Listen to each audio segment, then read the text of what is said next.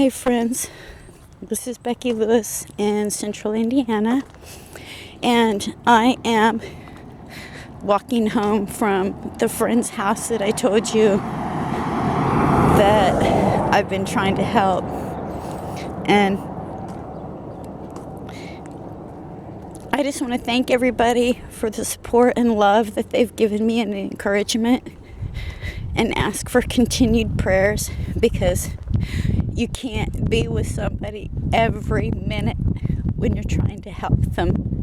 And people make their own decisions. And unfortunately, my friend decided to take a cab and go get her alcohol from the store. So we've lost all of the time that we gained, that she had been dry and we were getting so close, and she was finally getting her memory back. But she just has a lot of extreme episodes, and she really needs to be hospitalized and was refusing because, she felt like it's a prison or something. But the fact is, friends, sometimes, unfortunately, for people's own safety and for the safety of others that they will encounter, sometimes you have to do the hard thing.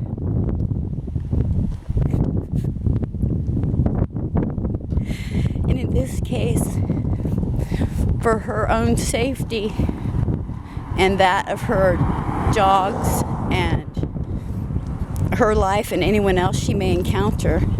She can't drive her car anymore because we have her keys legally by her signature. We've been keeping the keys to her car, but she can still ride a bike or call a cab.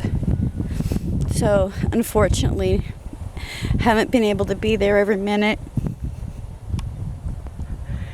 and I can't make decisions for her. And no matter how hard I've tried, no matter how much I've put into it, or my husband has put into it, and I mean to tell you, friends, for a month now, we have put our lives on hold to do every single thing that we possibly can for this person. But I have things to do at home. I have things I have to carry on with too. Stacks of dishes and stuff that's just gone to the wayside, and everything. And she doesn't have any clue. She doesn't have any memory of any of this. She doesn't even know the past month. She doesn't even remember the time of going to the hospital or getting out or going to jail, or us coming down 5 o'clock in the morning when she calls us to come bail her out. And then the jail couldn't even release her because of the anonymous hacks across the country messed up the police station information thing, and they couldn't release her, but then they had to. That's another long story.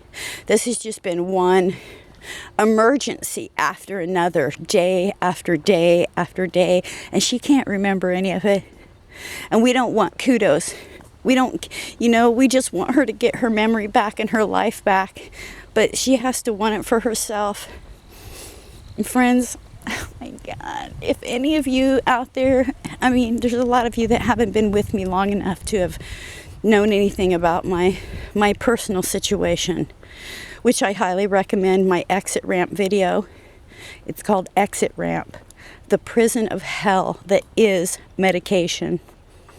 And I will link it below. I don't even know why I'm putting this out there, friends. I can only do so much. But if there's somebody out there who's dealt with the alcohol situation, because my situation was OxyContin and Norco, like 20 years of that hell that I got out of myself. But this is completely different. Alcohol is a different animal altogether. If there's anybody that has any suggestions or ideas, I'm open. But at this point, friends, I think the moral thing to do and the legal thing to do would be to inform, and she needs to be at a hospital. She absolutely needs to be under professional medical care where they can watch her day and night, because when she goes through her lack of memory episodes and complete forgetting of everything, and her loops of memories that aren't even real, and I just can't even begin to tell you what I've been through for a month with this. There isn't even a beginning. It just goes on and on and on and on. And I love her dearly, and I want to see her get help, but it doesn't matter what I want. She has to want it for herself. And even with the threat of going to jail for God knows how long, it's not enough to stop her from drinking. It's not enough to stop her from doing this to herself. And I pray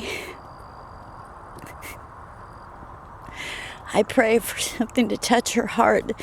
I mean, I can't even tell you, friends. I can't even tell you the details of some of the terrible, terrible things that have occurred because of this.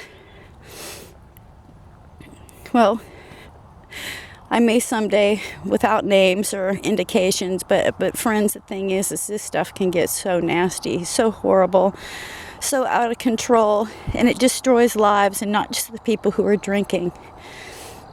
So, anyway, I want to thank everybody out there who has given the love and sent prayers, and I ask that you please continue. For anyone who has it in their heart to say a prayer. I know in the depths of her heart she wants to heal. She's going through this so many times to try and get past it, but it's always something else. And I mean, I don't know what my legal rights are, and I wouldn't want to have her institutionalized, because that's her biggest, worst, most horrible fear ever. But what do? She's going to kill herself and be laying there when we first got our first call, when the police came to our door a month ago, they had found her on the floor. She had been passed out for at least 3 days. She had a big black and blue purple side of her face and her eye and cheek. And your bruises don't get black and blue and purple overnight. And there was stuff down everywhere and broken glass everywhere, and it's way worse of how they even knew she was in there and found out. I won't go into that yet, but the fact is, friends, I'm in a real pickle here, and I feel like I want to say I've bitten off more than I can chew, but God never gives us anything we can't handle, but He never said we couldn't ask for help from other people and prayers. So I'm asking you today, please pray for her and pray for us to be able to continue on. I just don't know the right thing to do. Okay, friends, I'm gonna stop this for now. Thank you for listening. I love you all. Bye for now.